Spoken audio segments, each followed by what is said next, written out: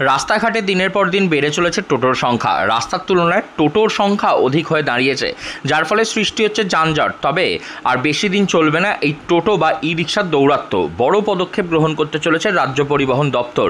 তবে রাস্তায় টোটো বন্ধ করা নয়, বরং নির্দিষ্ট স্বীকৃতি দিয়ে রাস্তায় আবারও চলবে টোটো, এমনটাই জানিয়েছে রাজ্যের পরিবহন মন্ত্রী স্নেহাশিস চক্রবর্তী।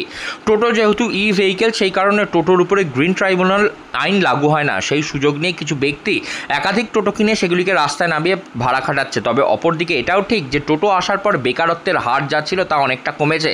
বেকার মানুষদের টোটো চালিয়ে নিজেদের স্বনির্ভর করার উপায় খুঁজছে। সর্বোপরি মানুষ ছোট রুটে যাতায়াতের জন্য এই গাড়িকে মেনে নিয়েছে। তাই এবার হতে চলেছে টোটোর বৈধকরণ। টোটোতে লাগানো হবে বিশেষ কিউআর কোড এবং সেই কিউআর কোড টোটোই চলতে পারবে একমাত্র রাস্তায়।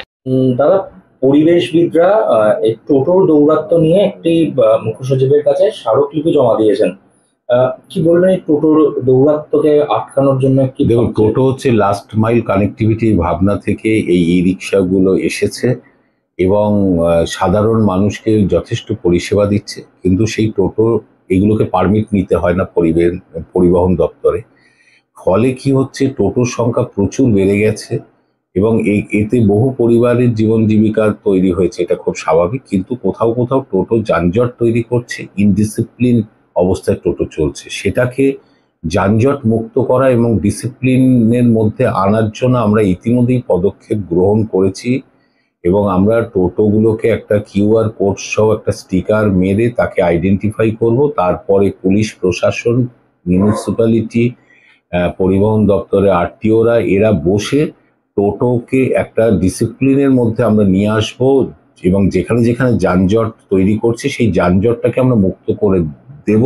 দিলেই টোটোর সমস্যার সমাধান অনেকটা হবে। কারণ ইতিমধ্যে বেশ কিছু শহরে, শিলিগুড়ির থেকে শুরু করে বর্ধমান, কল্যাণী সহ বিভিন্ন শহরে টোটো কিন্তু অত্যধিক হয়ে যায়, যানজট তৈরি করেছে। এর মধ্যে কল্যাণী সহ বেশ কিছু শহরে তারা নিজেরা ডিসিপ্লিন নিয়ে এসছে।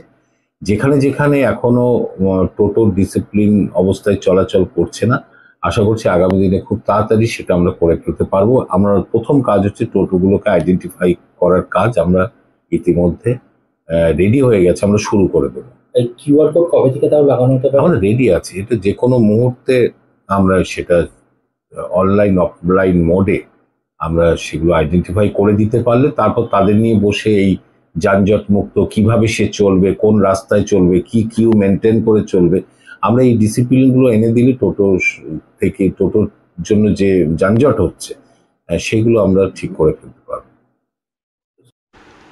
টোটো বৈধকরণ করার জন্য যে কিউআর কোড লাগানো হবে তা নিয়ে যথেষ্ট খুশি হুগলি জেলার বিভিন্ন জায়গার টোটো চালকরা। তারা বলছেন যে এবার যদি তাদের টোটো বৈধকরণ হয় তাহলে তাতে আখেরে লাভ হবে তাদেরই, কারণ তারা একটা স্বীকৃতি পাবে এবং নতুন করে কোনো আইনের অন্তর্ভুক্ত হওয়াতে তা তাদের পক্ষে ফলপ্রসূ হবে, এমনটা মনে করছেন হুগলি জেলার টোটো অ্যাসোসিয়েশনের বিভিন্ন টোটো চালকরা।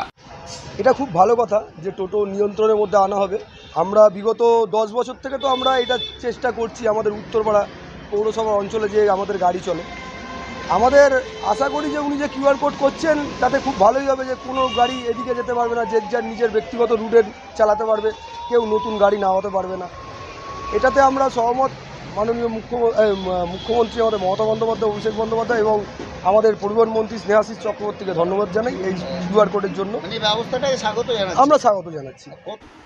বিভিন্ন রাস্তাঘাটে যেভাবে টোটোর দৌরাত্ম্য বেড়েছিল এবং টোটোর জন্য রাস্তাঘাটে যে যানজট সৃষ্টি হচ্ছে তা আর হবে না, এমনটাই বলছে রাজ্য পরিবহন দপ্তর। টোটোতে লাগানো হবে বিশেষ কিউআর কোড, যা মান্যতা দেওয়া হবে টোটোকে। হুগলি থেকে রাহি হালদার, লোকাল 18 বাংলা।